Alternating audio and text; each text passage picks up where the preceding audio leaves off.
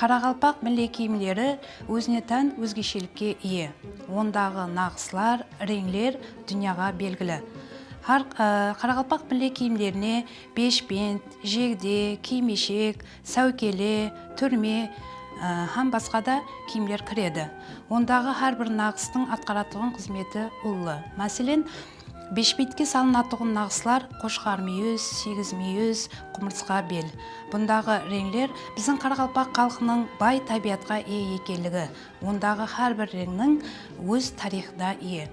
Мәселен, қызыл рең бұл біздің қанымыздағы ағып тұрған қан. Ал көк рең болса аспанымыздың ашық, ондағы парақат тұрмысты сәулелендіреді. Қыз ұзатқан уақытта қарақалпақлар 5 киім қосып беретін болған.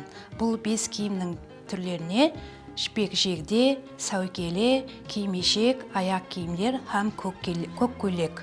Көк көйлек декарынан Қарақалпақ халқының той мерекелерінде киіп шығатығын болған.